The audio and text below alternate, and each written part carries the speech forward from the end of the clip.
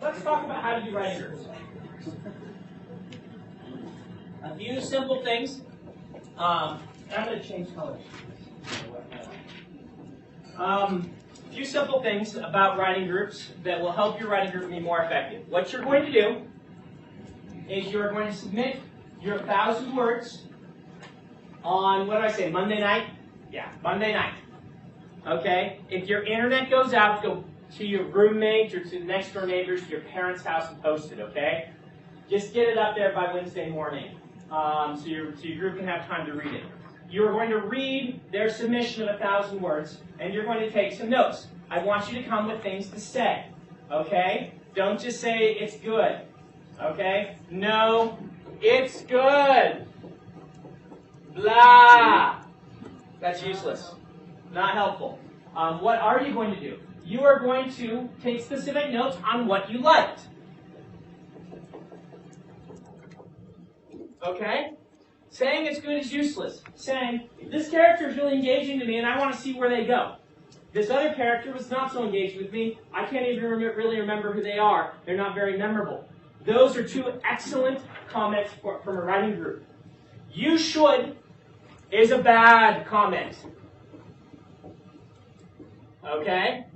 No. You are not telling them how to write their book. You are giving feedback. Remember, you treat yourself when you're reading their piece. Like sometimes they'll show test movies, like a test audience, to judge their reaction. At that point, the test audience is not saying, Mr. Lucas, I really think that you should. No, they're saying, yeah, I had fun here. I was bored here. That's what you're looking to give them. Okay. So, number one, remember to give good feedback. What I mean by that is remember to say good things too, okay?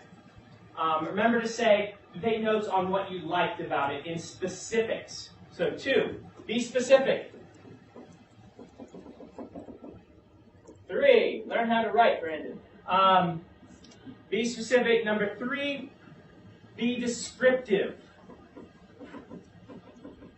Not proscriptive. Okay? This one's very hard to get down, but it's going to be a really great tool for you, and all feedback to writers describing your reaction to it is so much more useful than saying, this is what's wrong with it. Okay? The reason for that is manyfold. Number 1, it's not so argumentative, which is good. You're critiquing someone's baby, someone's personal writing. And so saying, I was a little bit bored here, is actually going to be easier on them than saying, you should make this more exciting. Plus, it's actually more truthful. At some points, they may want you to be bored. I don't know, but they might want you to be bored. They're like, this character is a boring character, and I want you to read this and be like, all right, get on with it, like the character is feeling. There are times when they want you to be bored. So rather, if you say, make this more exciting, you may be undermining what they're actually trying to do. Now, most of the time, they're not going to write a boring character intentionally, but they may write an annoying character intentionally. I've done it before, okay? And they may want you to be a little confused about something because they're going to pow you with an explanation in the next scene, and it's all going to come together. So, telling them I'm confused here is actually more useful because they're like, okay, let's see if the next scene clears that up, or if they're still confused, because sometimes a little bit of confusion is good. Sometimes a little bit, sometimes anticipation is good. Gee, I really want to have the answer to this. That's a good thing. But if the writer's saying, you should answer this right now, you need to answer this right now, that can be the wrong advice, because anticipation is what makes us keep reading. Okay? So, be descriptive. Be specific. Remember to give good feedback. And number 4, ignore. Wow, this is really bad writing.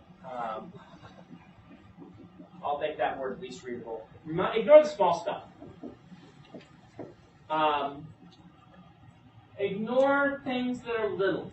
Don't tell them when they spell the word wrong. Ignore that. By sitting on your writing group and your first leading comment is, I think you're using the word "and" too much. I'm going to throw something at you, okay? Maybe at the end of the session, that's something you can mention, but you need to lead with plot, characters, and setting, okay? Don't talk about the pros unless it's a big issue. If they're using the passive voice a ton, that's something you can bring up. But let's lead with the big things and then start talking about the pros, okay?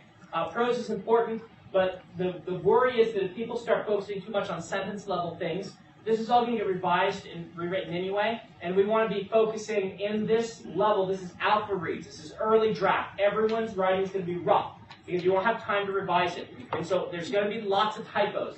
There's going to be lots of awkward sentence constructions. And that's just how it's going to be, and it's okay. All right? So save that stuff to the end if you have to do it. Okay? Don't lead with it. Now, if you're being workshopped, there's one big rule.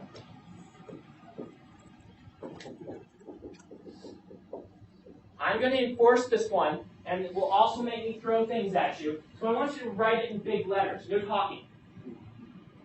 If you are being workshopped, you are not allowed to speak. Let me say it again. If you are being workshopped, you cannot say a word. Every time I tell this to people, I'll go sit in their writing groups, and everyone has ignored it. This is your hard, fast rule. When it's your turn, shut up. Okay? There's really good reasons for this. Everybody who talks about workshops mentions it. Your job is to be the person with the clipboard standing at the back of that movie theater while people are watching and writing down, ooh, they said ah here. Ooh, they were excited here. Oh, they look a little bit bored. Your job is not to say, hey guys, this really does work. Just wait, I promise you. Or, no, it's really quite brilliant. If you see this thing and this thing and this thing, it's going to prove how smart I am, okay? That's what you're doing when you're talking, okay? Even if you think you aren't, that's what you're doing. What it's doing is it's, number one, it's biasing the reader.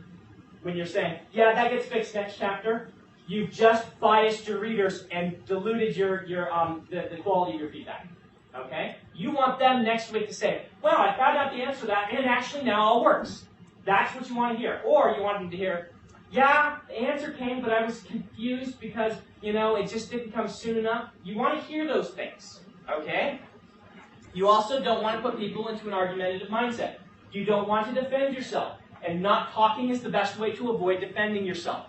Because if someone says, I just didn't think this character was really interesting, you're like, but they're fascinating! They lead a life of danger and crime. They're really interesting. They're the best character I've ever written. I think you're stupid. When you start saying these things, you're going to be fostering an environment where people will stop giving you good feedback.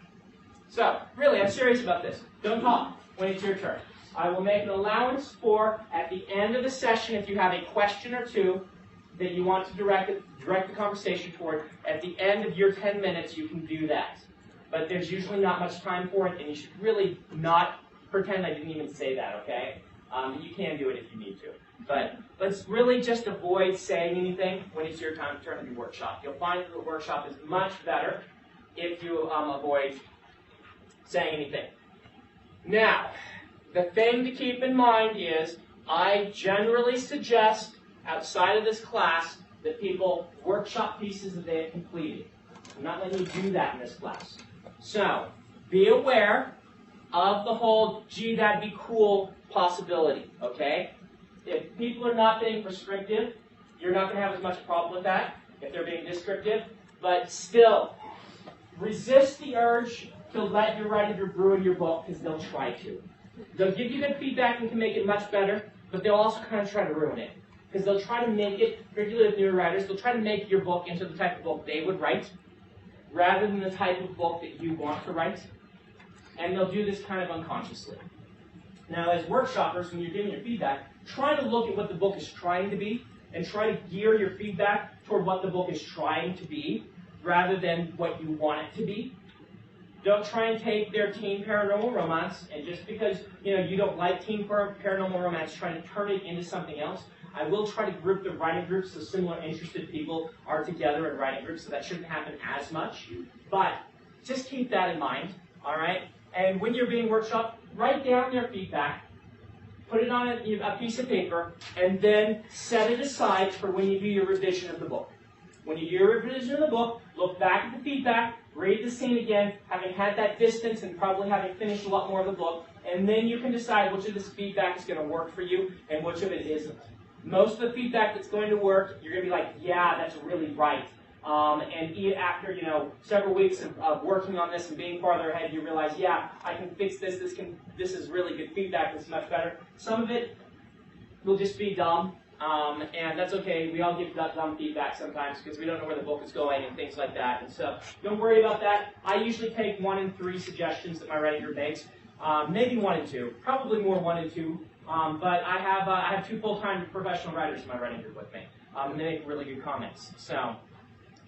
For that, take that for what it's worth. So, there's your workshopping. Yeah.